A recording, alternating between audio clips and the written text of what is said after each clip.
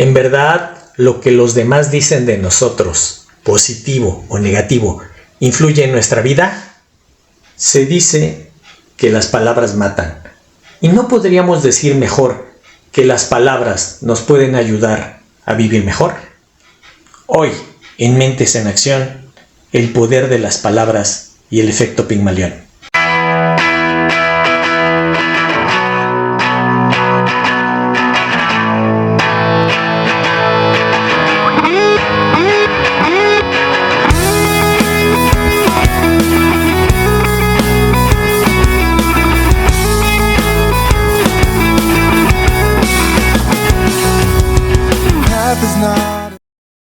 Hola, ¿qué tal? El tema que nos trae hoy es un tema de gran interés. El tema tiene que ver con el poder de las palabras y con el efecto Pigmalión. Pero, ¿qué es eso del efecto Pigmalión? El efecto Pigmalión se habla de la autoprofecía cumplida. El efecto Pigmalión tiene que ver con la palabra, con la voz, con el convencimiento, con la persuasión y con las imágenes que nosotros logramos que los demás creen de sí mismos. Aquí dice que el efecto Pigmalión es la expectativa que tiene una persona sobre otra u otros y que la manifiesta. Nos habla de una declaración pública, es decir, Ovidio, un escritor griego, en una de sus obras, me habló de un escultor llamado Pigmalión. Ese era un escultor que le dedicó mucho tiempo a una de sus obras, a la imagen de una mujer, que hasta después le puso el nombre de Galatea, y le puso mucho empeño en hacerla, en perfeccionarla. Cuando terminó su obra, quedó tan bella que se enamoró. Viendo eso, la diosa Afrodita, al presenciar su devoción y la fuerza de su pasión, se conmueve y le otorga vida a la escultura. Entonces Pigmalión, a través de su hacer, de su sentir, logró que la escultura pudiera tener vida propia. Es decir, nosotros podemos lograr que lo imposible se vuelva posible a través de ello. Pero ustedes disculparán, también lo contrario ocurre, que lo posible lo convirtamos en algo imposible. Dr. Rosenthal hizo un experimento con estudiantes. Él tenía un grupo, a todos les hizo un examen de inteligencia para ver el nivel que ellos tenían, de acuerdo a las pruebas que en ese entonces eran importantes, y dividió al grupo en dos. O sea, sin considerar los resultados que habían obtenido, simplemente lo dividió en dos y cada grupo lo llevó con un profesor diferente. Llevó el primer grupo con un profesor y le dijo, pues aquí están estos alumnos, son alumnos normales, adelante. El segundo grupo lo llevó con otro profesor o profesora, pero allí, fíjense, comentó, estos chicos, chicas, su inteligencia se sitúa por encima del promedio. Son brillantes, son muy inteligentes. Dejó que pasara un tiempo. Al finalizar el curso, después de 6 meses, volvió a medir el nivel de inteligencia de ambos grupos y se dio cuenta que los segundos, es decir, el grupo que él había recomendado, que había dicho que era más brillante, logró avances más significativos que el otro grupo. Él externó un punto de vista positivo, se lo dijo al profesora del segundo grupo, le dijo, hey, estos chicos son sumamente brillantes. El profesor entonces, sabiendo que eran brillantes, los trató como tales. Se acercó más a ellos, sabía que ellos les gustaba trabajar, que iban a tener un alto rendimiento. El profesor propició un ambiente que permitiera atender a esos chicos que le habían señalado que eran brillantes. Y al final se obtuvieron mejores resultados en ese grupo. Y los chicos eran más brillantes que los otros. No, en un principio tenían niveles similares, pero el profesor con su actitud, con su hacer, con su quehacer, motivó a los alumnos para que cumplieran el rol que a él le habían señalado que tenían. Eran sumamente inteligentes. Entonces el efecto Rosenthal o el efecto Pigmalión, pues fue algo muy importante, fíjense, porque trabajó en cuestiones de autoestima. Los alumnos se sintieron diferentes, los del segundo grupo. Su rendimiento aumentó, tuvieron actitudes distintas, hubo un comportamiento diferente. En realidad se generó mayor motivación. Eso es verdaderamente importante. Es decirle al otro, oye, yo veo en ti un genio o una chica genio. Wow, tienes muchísimo potencial. Tan solo el externar esas expectativas puede ser un elemento que motive el desarrollo de la otra persona. En clase, pues así ocurre, ¿no? Si el profesor motiva, dice, seduce al alumno de que él es el mejor, el alumno va a hacer todo lo posible por demostrar que es el mejor. Oigan, pero también ocurre lo contrario. También ocurre lo contrario en el caso de que tengamos un profesor o profesora que reprima a los alumnos, que les diga, es que el que nace para maceta no sale del corredor. Claro, se veía que tú nunca ibas a triunfar. De lejos se veía que eras un perdedor. Esas expresiones que se dicen jugando o no afectan directamente el comportamiento de los individuos y eso es importante considerarlo. Esto no solo ocurre en la relación escolar, ocurre en la relación familiar. Si tenemos un padre o una madre que reprimen, que castigan, es que tú nunca puedes, es que tú no sabes nada, es que tú, en la casa estamos precisamente ayudando a construir un destino, un mal destino, pero estamos ayudando a hacerlo. Sin embargo, si tenemos un papá, una mamá, un profesor que alienta continuamente a sus alumnos o a sus hijos o hijas, indudablemente que obtendrá mejores resultados. Ese es el poder que se tiene en cuestiones de autoridad. Porque fíjense, el padre y la madre pues tienen una autoridad inherente a la familia, pero el profesor de alguna manera modela, de alguna manera adquiere un poco esa imagen del papá o la mamá, esa imagen de autoridad.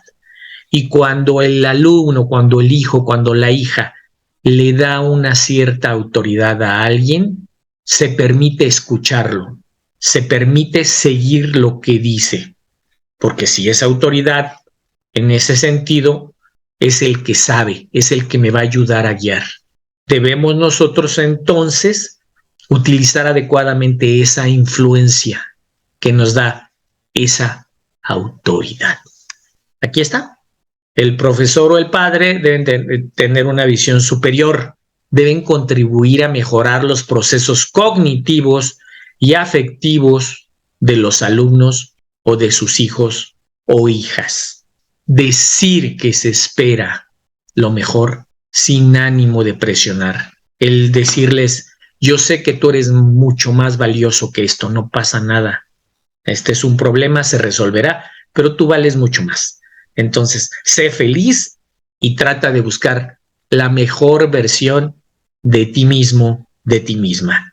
Es un gusto presentarles a nuestros invitados que nos van a hablar acerca del tema. Los dos, personas con un alto desempeño, sumamente preparados y sobre todo con una gran calidad humana. Comenzaremos con nuestro primer invitado especial. Nuestro invitado especial es el maestro en sistemas de información, Francisco Javier Paulín Martínez. El maestro Francisco Javier es investigador, además es catedrático universitario con altos reconocimientos.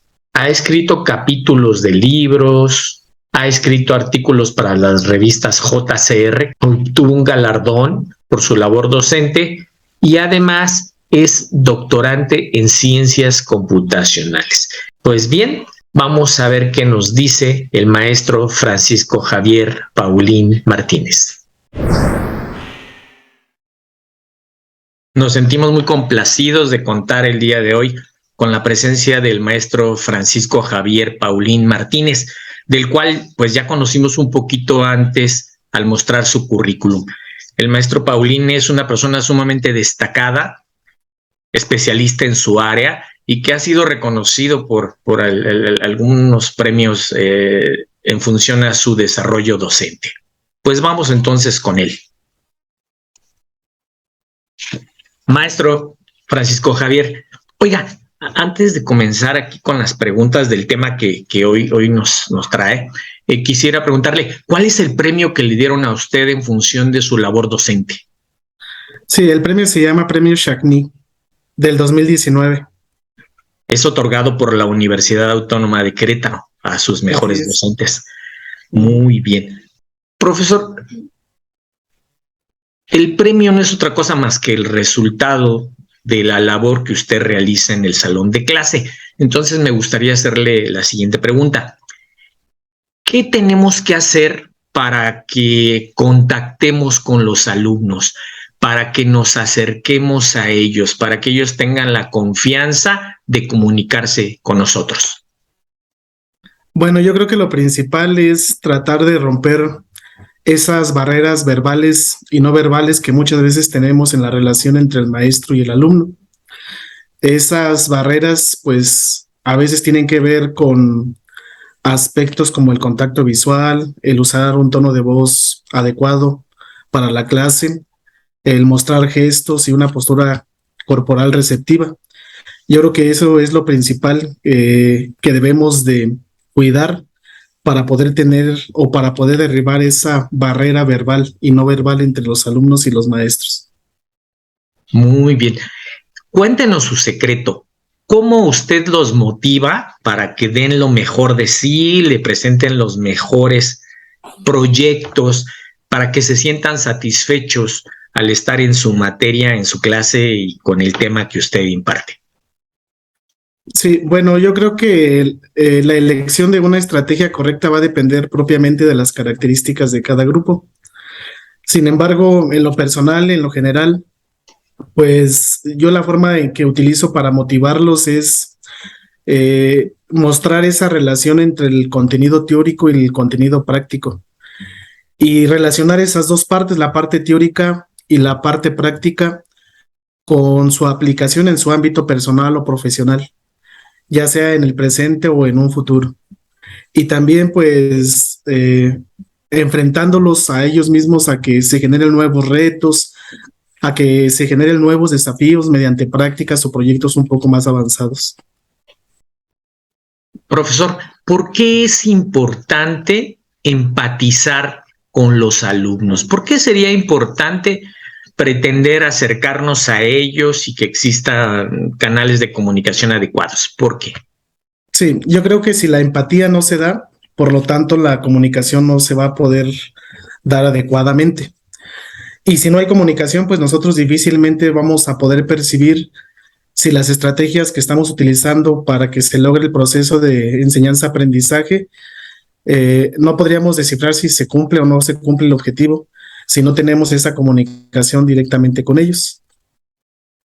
Muy bien. Quisiéramos obtener de usted lo mejor de su expertise.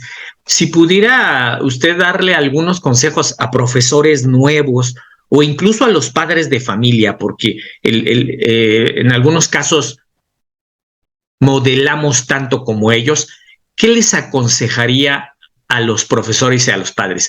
¿Qué deben hacer los profesores y los padres de familia para apoyar en esta motivación emocional a sus hijos o a sus alumnos? Bueno, comienzo con la primera parte. En el caso de los profesores, pues yo considero que es bien importante que nosotros demos ejemplo a nuestros alumnos. Ejemplo de justicia, de responsabilidad, de preparación, de puntualidad, que son cosas que queremos desarrollar en ellos. Pero si ellos no ven esas cualidades o esas virtudes dentro de su profesor, pues difícilmente se van a motivar a ser iguales que nosotros. Entonces yo creo que el primer aspecto es eso, es darles ejemplo a ellos y darles ejemplo también demostrando el entusiasmo y la pasión con lo que hacemos y con la materia que impartimos. Yo creo que eso es fundamental en el caso de los maestros. Y en el caso de los padres, pues yo creo que es importante que siempre exista ese acompañamiento y que siempre tengan presentes que la familia, sí, no solamente los padres, sino toda la familia, están unidos en esa causa con el alumno. Yo creo que eso es importante en la parte de los padres o de la familia. Muy bien, le agradecemos mucho todas las opiniones que usted ha vertido. Es importante que digamos que el maestro Francisco Javier Paulín Martínez en unos 2 o 3 meses ya estará presentando su examen de graduación, su examen de recepción del doctorado. Entonces, lo felicitamos y muchas gracias por compartir con nosotros.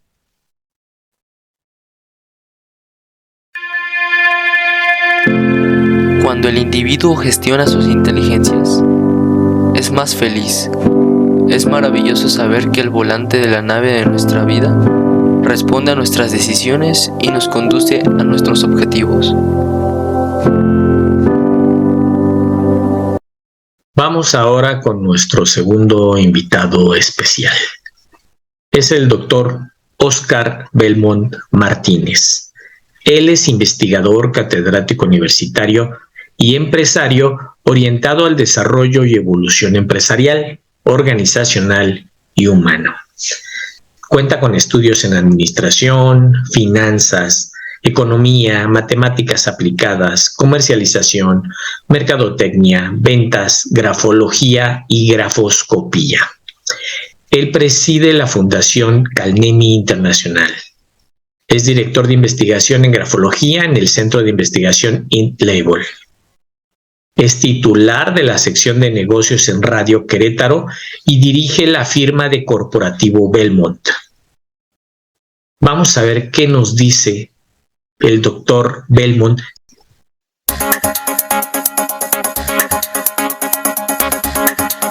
Doctor, muchas gracias por aceptar nuestra invitación.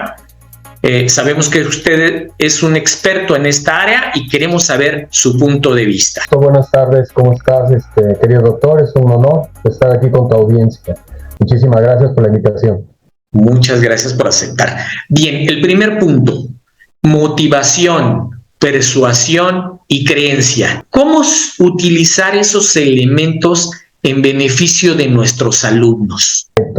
Bueno, de alguna manera todo va de la mano. Uno de los puntos más importantes siempre es que la razón te lleva al sentimiento y el sentimiento te lleva al pensamiento. El pensamiento te hace llevar a las creencias y obviamente todo tiene que estar movido por una motivación. Dicen que la razón te ayuda a persuadir, pero la emoción te ayuda a mover, te moviliza. Entonces por eso la motivación va a hacer que las mentes se movilicen.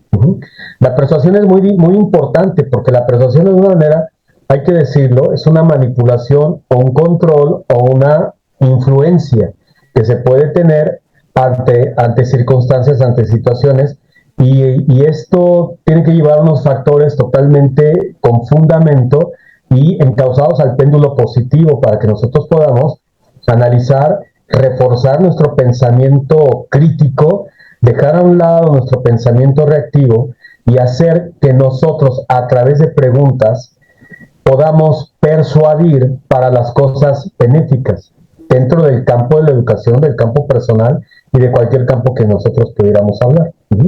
Tú que eres un experto en comunicación, como lo señalamos previamente en tu currículum, tienes enorme experiencia, pero a mí me gustaría preguntarte aquí, ¿cuál es tu secreto? ¿Qué es lo que hace el doctor Óscar Belmont que lo hace tan confiable, que lo hace tan cercano y que le permite tener una comunicación efectiva y afectiva con las personas que escuchamos sus conferencias? Efectivamente, mira, hay una situación en donde yo, me acuerdo que en las conferencias, de repente, cuando compartía conferencias con otras personalidades, de repente veía el perfil o el currículum de otras personas y decía, wow, yo voy a estar con esta persona, ¿cómo voy a competir con estas presentaciones tridimensionales que hace? ¿O cómo voy a competir con la belleza de esa mujer? ¿O cómo voy a competir con la simpatía o la guapura de tal hombre, ¿no? O con su ropa finísima, ¿no? Entonces, aprendí después, pero después de mucho tiempo, que la mejor comunicación que tú puedes tener es el autoconocimiento que tengas de ti mismo. El autoconcepto es lo que nos dice toda la sociedad, nuestros papás, nuestros abuelos, todo quiénes somos. Somos el doctor, somos el maestro, somos el consultor, somos el vecino, somos el del coche azul, o sea, infinidad de cosas. Pero descuidamos lo que es nuestro autoconocimiento. Y cuando nosotros nos conocemos, entonces sabemos lo que queremos. Y cuando sabes lo que quieres, entonces sabes lo que eres, o viceversa. En dado caso, el secreto más poderoso que tengo y que podemos tener cualquier otra persona es ser auténticos, es ser nosotros. Yo no sé si otras personas son más inteligentes, más carismáticas, con mayor preparación, no sé. Sé que hay muchas personas mejor que yo, sé que otras personas quizá no tienen lo que yo he logrado, pero no me comparo con nadie porque yo, lo único que te puedo decir que tú, yo y todos los que estamos viéndonos en este programa, somos únicos en este planeta. Entonces no hay nadie como tú. Entonces esa es tu fortaleza, que eres único. Entonces, lo primero que tienes que hacer es aceptarte en ese amor incondicional propio para tener reconocer tu autoconocimiento y verdaderamente proyectarlo. Entonces, proyectas sinceridad, proyectas honestidad. Ya pasamos esas épocas donde queríamos impresionar a las chicas, donde queríamos mostrarles el coche más elegante, queríamos decirle que nosotros éramos millonarios, guapos, potentados y demás. Eso ya quedó atrás. Ahorita ya estamos en una edad donde prácticamente yo siempre he dicho que la mejor forma, o por lo que la gente te va a identificar o a valorar, es por el valor que tengas. Y ese valor por conocimiento, por valor moral y valor sentimental, ¿sí? Hay una frase que me gusta mucho que dice, todo, fíjate bien, todo lo que no cuenta es cuento. Entonces, todo lo que no cuenta para ti, o todo lo que no contribuye para ti positivamente, es un cuento, no es real para ti. Entonces, vamos todos los días a abrazar esos milagros, esas bendiciones que tenemos, tomar ese conocimiento, tomar esa sabiduría y tomar ese poder de todos. La comunicación también mal enfocada, también puede de alguna manera desembocar en manipulación. Mi siguiente pregunta es, ¿qué riesgos existen a utilizar esta comunicación, estos consejos que nos das en la vida cotidiana? ¿Qué riesgos existen de utilizar en exceso elementos persuasivos? Por supuesto que el riesgo está en base a quien lo está haciendo. Si la persona tiene buena intención, no tiene intenciones ocultas, no está disfrazando realmente el objetivo que está cumpliendo, todo está bien. Pero si yo puedo persuadir a mis alumnos o a la gente que conozco, a la sociedad, para influir sobre ellos y manipularlos, para que voten por un partido político, para que digan que sí o no a una situación, para que tengan cierta creencia o los pueda manipular a mi favor, eso es lo que invade un factor negativo. Sabemos que siempre hay un efecto colateral y este puede ser positivo o negativo. Nosotros tenemos que actuar en base a la intencionalidad y en base al verdadero objetivo del ser. Entonces, si yo quiero verdaderamente llevar, encauzar, motivar a mis alumnos, darles razones para que me entiendan, pensar en la persona, ser claro en esos conocimientos y aparte transmitirles mi entusiasmo, es porque los voy a llevar a un conocimiento propio y a una pasión por descubrir ese conocimiento en sí mismos para que puedan aplicar muchos elementos de criterio para tomar sus decisiones en el mundo entero.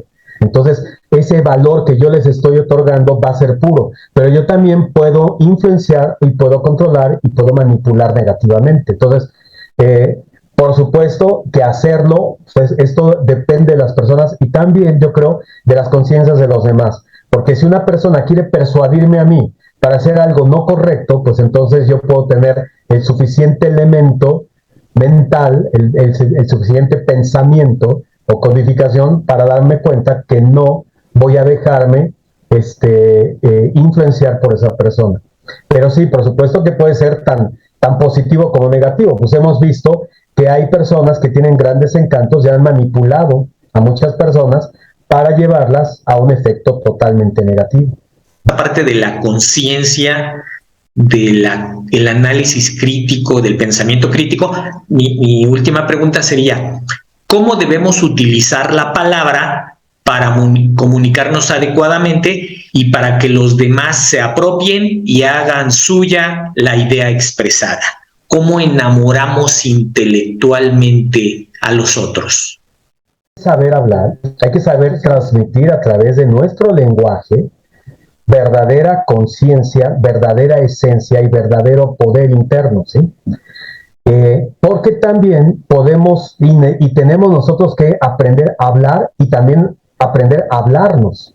De igual forma, el cuarto elemento de este aprendizaje es el escuchar.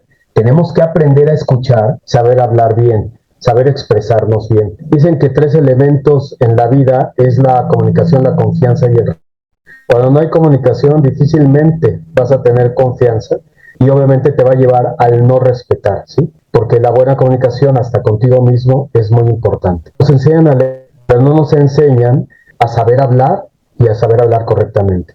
Si nosotros aprendemos esa habla, nos podemos hablar a nosotros mismos y podemos hablar a los demás la verdadera esencia de lo que nosotros sentimos. Contestar porque escuchamos para contestar. Tenemos que analizar, tenemos que aprender a cuestionar nuestras propias palabras, nuestro propio decir. Y como dice el libro de los 4 acuerdos, tenemos que aprender a ser impecable con las palabras, porque las palabras nos transforman y las palabras hacen que tú vibres en alguna frecuencia. Y en esta frecuencia y esta resonancia es la que lleva e impacta a las personas, ¿sí? Hay experimentos de...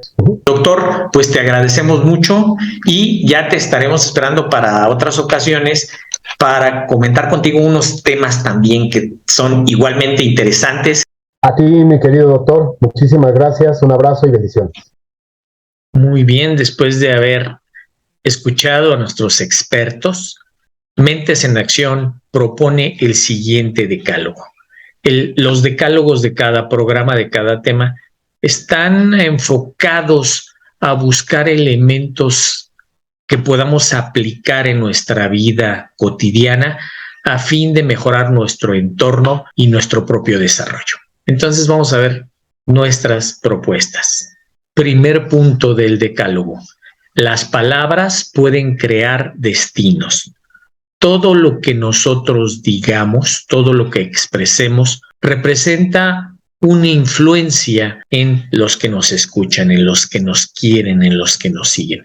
Por ello, debemos tener mucho cuidado con lo que decimos. Punto número 2. Abrazar con la palabra es alentar la acción y el pensamiento del otro.